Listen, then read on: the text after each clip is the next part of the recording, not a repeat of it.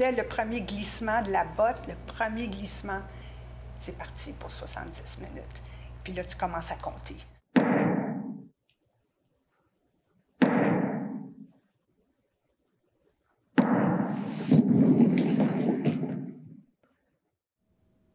There's a little picture here of me in 1981, and that's a little bit of Jean-Pierre's choreography. You can see I'm in a hat and a suit and shoes. This was at a time for Jean-Pierre where I think he was really wondering about what his next step was. I think it was just before he had moved to Montreal. I think he was looking at the vocabulary of the pedestrian, of just human expression, not so much the elite dance steps. Jean-Pierre avait enseigné un tout petit peu avant. Il a travaillé comme chargé de cours et il a été invité à faire cette création-là, qui était le résultat quand même de plusieurs recherches qu'il avait fait en parallèle. Il avait fait un projet à Vancouver où il avait utilisé les bottes, les manteaux. Il avait fait des choses avec les rampes. Il avait déjà commencé avec les pentes au groupe de la Place Royale. Donc, c'était le cumul de plusieurs recherches. J'ai fait partie de la première cohorte, donc en 1983, lors de la création. J'étais étudiante à l'UQAM, mais j'ai fait également partie des reprises jusqu'en 1989. Souvent, ils dessinaient c'est des petits, si vous avez vu les dessins, c'est des petits bonhommes, très, très simples, c'est très épuré. Puis là, ils pouvaient te montrer et dire, ben ça, c'est toi. Ah, OK, c'est super.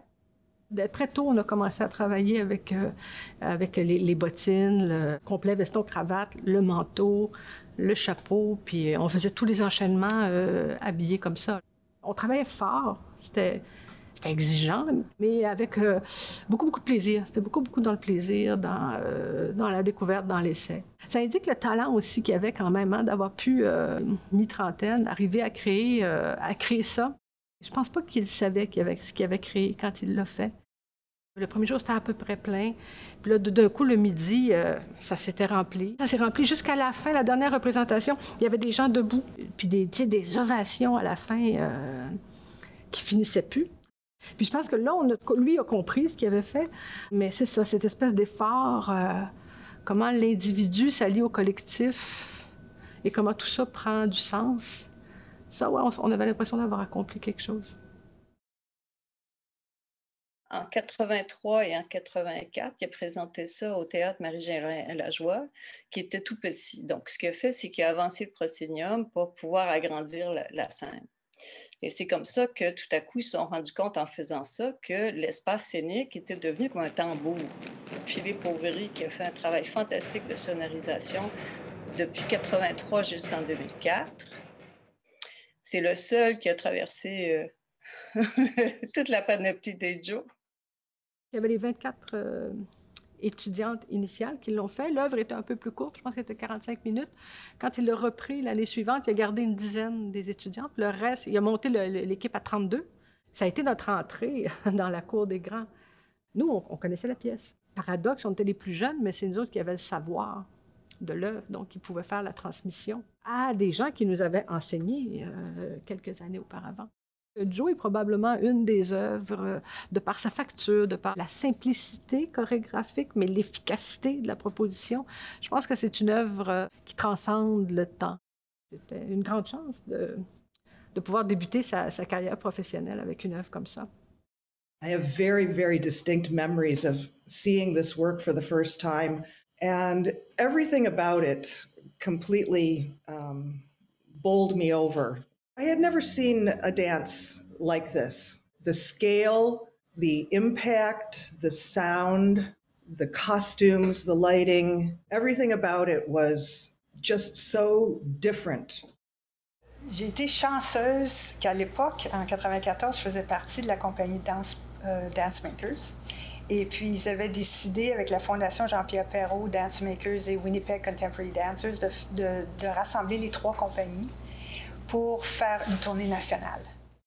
I think it was Tom's idea, and he managed to convince everybody else that it was a good idea. So I phoned them up and said, listen, why don't we put all of our companies together and do a tour of Joe? And at first I thought, well, okay, we can do something in Toronto through Dance Makers and something in Montreal, of course, and then something in Winnipeg here. And Jean-Pierre loved the idea, and then he took it and ran with it, and then of course the tour expanded. Je voulais vraiment que les danseurs de la compagnie de Dance Maker fassent l'expérience, qui pour moi est une expérience profonde, de cette poésie physique. When the chance came for dance makers to participate in this remount, I could not have been more excited and more enthusiastic about the prospect of participating in this adventure. Le Joe. Jean-Pierre, quand il parlait de Joe, il parlait de Tom Stroud et de Daniel Soulière. Donc, la version francophone, la version anglophone, et pour des raisons complètement différentes. Il y avait une question de familiarité avec les deux, mais les deux représentaient des archétypes masculins dans la société qui sont différents, mais en même temps qui se ressemblent. Joe, tu sais, ça vient de quoi? Ça vient du fait que tous les hommes québécois s'appelaient Joseph, comme les femmes s'appelaient Marie, Lucie, Tara. Tom Stroud, c'était le Joe comme un roc sur une scène. Une fois qu'il se plantait sur une jambe avec l'autre jambe devant lui, en équilibre, c'était immuable. I remember he really loved this walk that I did. I think I was a good performer, but a horrible dancer. And so he loved this walk. And I remember when I went and danced with his company, and we were working on Joe, he got me to show everybody how I walked.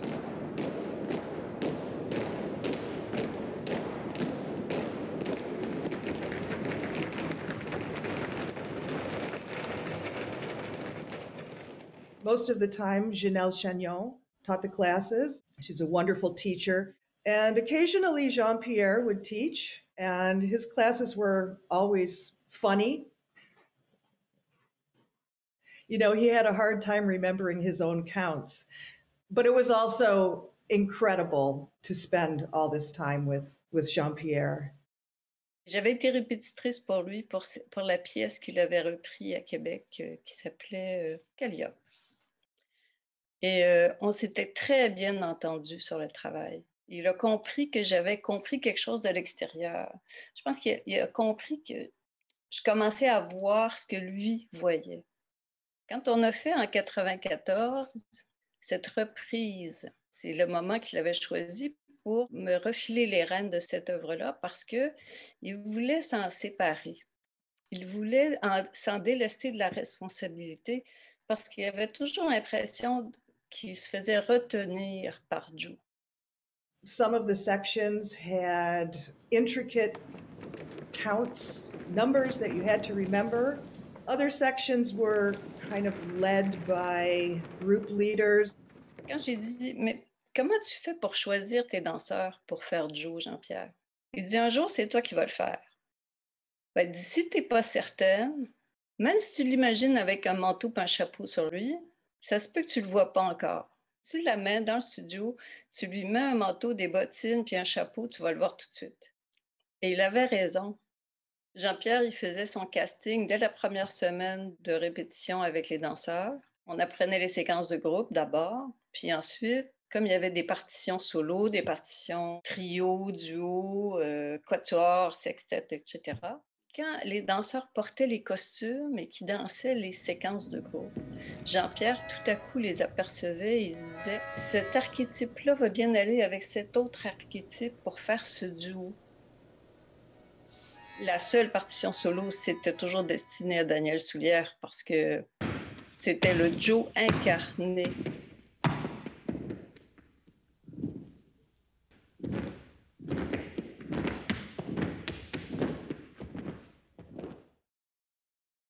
When I was part of Joe, it was just after Jean-Pierre's passing. So there was this idea of like what happens to work once a person has passed, and how is that process of auditioning and having dancers remount a work. J'ai un souvenir de l'audition, surtout la rampe. J'ai comme un bon souvenir très clair de sauter sur la rampe à l'audition. De savoir que j'ai été prise était vraiment très, très, très grand pour moi dans ce moment-là de ma carrière. Le moment de choisir les bottes et le manteau aussi. Oui. Je me souviens, c'était tellement un moment avec les racks de bottes, puis racks de manteau, puis de trouver Ton la manteau. tienne, là. Ouais, ouais. Oui, de trouver ton Joe avec ta cravate, Oui, tu sais, puis... ouais. Je me souviens d'avoir une petite tristesse de ne pas rencontrer Jean-Pierre, de ne pas avoir accès à l'homme arrière de l'œuvre.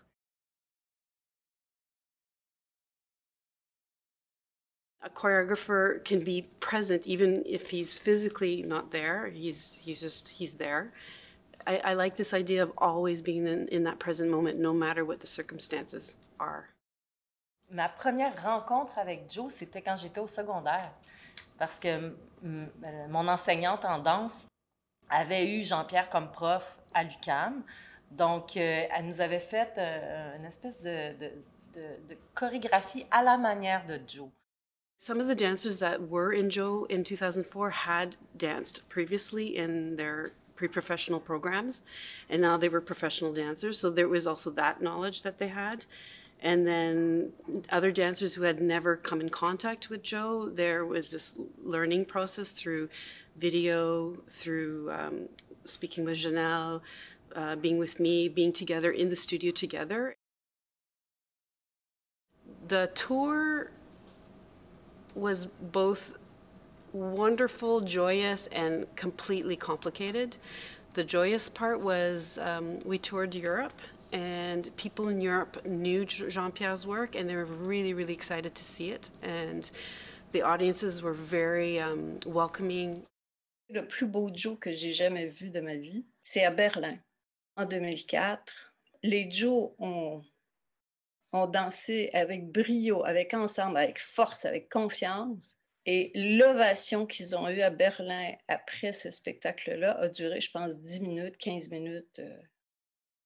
Joe, en gros, quand je me remets là, je nous revois dans le début de la pièce, comme ça, sur place, tu sais, puis d'être juste dans l'écoute du rythme qu'on commence ensemble. Dans l'œuvre sur scène, avec tout ce monde-là, c'était une famille. On avait vraiment une immense famille, puis tellement de liens différents à faire, puis d'amitié, puis de rencontres différentes.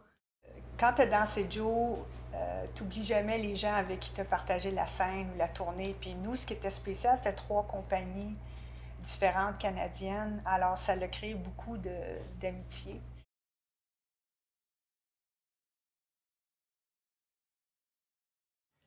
"32 dancers of different generations all coming together. You can imagine, we had parties. We had lots of parties. Quand on est arrivé à l'aéroport de Québec, ils avaient averti tous les médias avec les caméras parce que les Joe arrivaient en ville, en avion. Et puis on nous avait demandé d'amener nos costumes dans l'avion, de s'habiller en Joe. Et puis quand l'avion est atterri, on est sortis un par un de l'avion, la tête baissée en Joe. Et puis on a fait une des sections, c'est comme un chassé croisé sur le tarmac. À chaque fois qu'on mettait le costume, le chapeau, les éléments, tout de suite, tu ne peux pas t'empêcher d'être vraiment dans le personnage. J'ai l'impression que tout le monde qui a travaillé sur Joe a été marqué par une chose en particulier, qui est qu'il est tellement rare dans notre métier de travailler dans la démesure.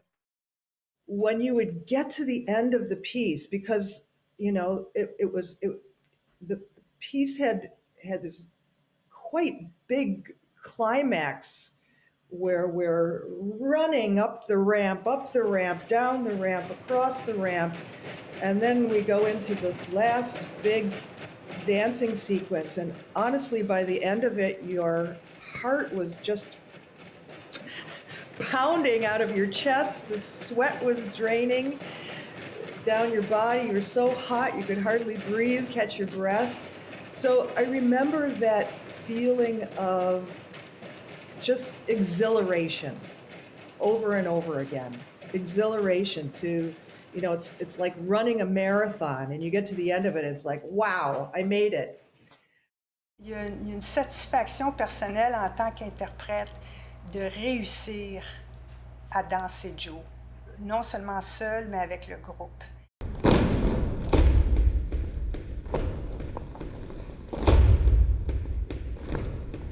1h15 où tu ne sors pas du plateau et que chaque son qui est émis et que toi tu émets ou que tu écoutes, c'est une écoute totale.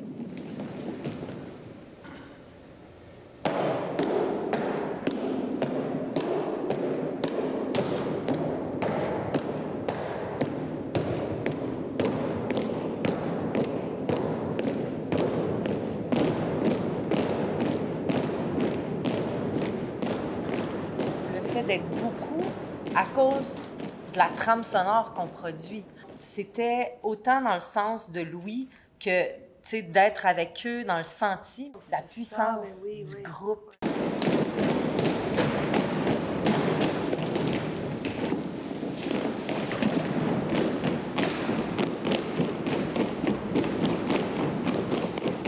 Très exigeant au niveau disons, de la concentration, de l'exécution, la minutie aussi du geste, puis la minutie de l'architecture sur scène.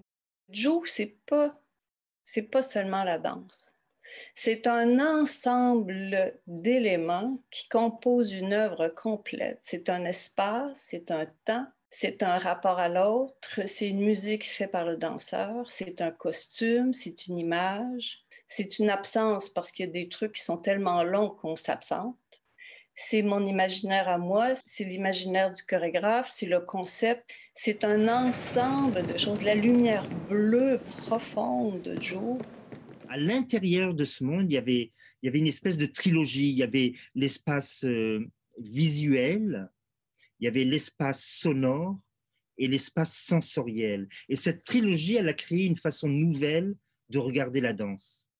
Tout le côté sonore, j'ai jamais eu une expérience comme ça encore dans ma vie, ce travail sonore de faire to be the partition at the same time as dancing.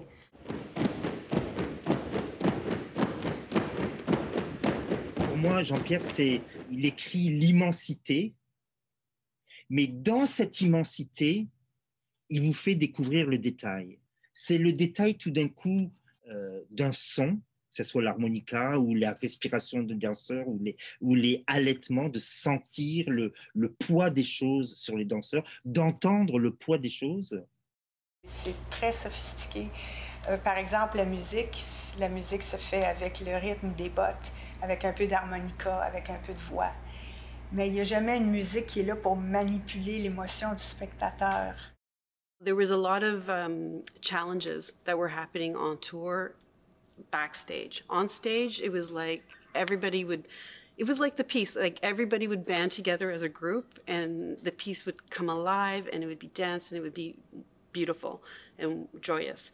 And then backstage, there was all this chaos because, Jean-Pierre wasn't there. Who's the leader? Like, who runs the company? What happens to the costumes? Like, who archives it? Who keeps this work alive? Who has the right to do that? All those questions about remounting, what does that mean? And should we remount? Or should pieces be remounted? Obviously, I think yes. I think pieces should be remounted. En 2012, j'ai fait le tour des écoles de formation professionnelle au Canada pour enseigner du répertoire de Perrault et j'avais choisi Joe, encore une fois. Les jeunes qui ont vécu cette expérience-là étaient d'abord déconcertés. Pourquoi? Parce que déjà, il y a un choc culturel entre ce qui avait été fait par Joe, qui était la masse anonyme, comme on peut voir dans le métro, par exemple, ou circuler dans la ville, et le grand désir d'unicité des jeunes qui choisissent de faire une carrière en danse en ce moment, pensant que ça va être à propos d'eux-mêmes. On veut danser comme on est, on veut danser qui on est. On était plutôt dans une apologie de l'ego. Donc, j'ai trouvé que c'était vraiment une très belle confrontation, mais je dirais que les jeunes ont beaucoup, beaucoup appris, beaucoup par rapport à l'écoute. La plupart des jeunes étaient plus ou moins intéressés que la création ne se fasse pas live, que ce soit des pas appris, déjà faits sur mesure, sur d'autres personnes. Quand je pense répertoire dans mes fonctions de directrice artistique de l'École de danse contemporaine de Montréal, c'est toujours d'essayer de jauger qu'est-ce qui est mieux de mettre de l'avant et qu'est-ce qui va le mieux instruire ou préparer les artistes de demain. I think that it has had a huge impact on the new young generation coming up, but it's not one that they will know directly. It's come through us, you know, and how we think about dance, and then when we teach them. It's like an oral history. Like they're giving you the dancers of the who had done it in the 80s, like have given their experiences or their information. Cette transmission aussi d'un interprète qui l'a dansé et qui te le donne, ça fait partie de continuer à construire ton imaginaire à travers des pas qui ont déjà été foulés. L'importance de revoir des œuvres, surtout des très bonnes œuvres, c'est on ne le fait pas assez en danse contemporaine. Pas toutes les œuvres vieillissent bien également, mais je pense qu'il est vraiment important d'y retourner pour comprendre d'où on vient, de l'évolution, puis aussi, je pense, après ça, d'avoir la modestie de voir qu'on n'a pas tout inventé. Je trouve que Joe, en ce moment, parle de solitude d'une manière qui va parler aux gens autrement que quand elle a été créée. During the time that we're living in, the time of this pandemic, I think it would be a good time for Joe to come back, because the images again are they're very powerful and they're very relatable to what we're going through right now. These feelings of, yes, we are all in this together, but we're all extremely isolated. And through all of it, of course, this hopefulness that we see right at the end of the piece. C'est une œuvre qui parle du groupe, mais qui révèle l'individu. Plus le groupe est uniforme, plus les singularités de l'individu vont se révéler. Puis c'est ça que ça disait, cette œuvre-là. Ce qui est beau à la fin, c'est que ce monde qui se déroule, vous pouvez l'emmener avec vous et puis vous pouvez regarder votre monde dans lequel vous vivez. Et la touche finale, c'est que vous le regardez maintenant, votre monde, en sachant qu'il y a de la poésie dedans. C'est ça, c'est fantastique, c'est extraordinaire.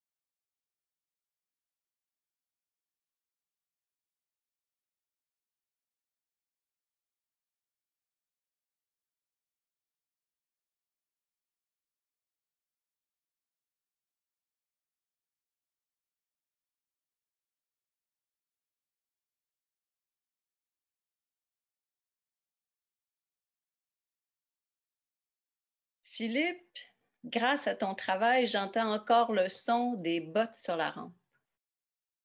Jean, je ressens encore la puissance et la profondeur du bleu de ta lumière. Brigitte, j'entends encore ton harmonica. Et Sylviane, j'entends le bruit de ton manteau de laine quand tu déboules à travers le groupe. Christine, je te vois encore avec ton chapeau gris bombé à la rencontre de Daniel qui forge son solo avec brio. Annie, Audrey, Maya et Marc, j'entends encore la claque que vous donnez à votre partenaire. Claude, je vis encore la réjouissance de ta course pour rejoindre la grappe sur la rampe. Et Tom, je te sens encore là en équilibre, comme un roc sur le plateau.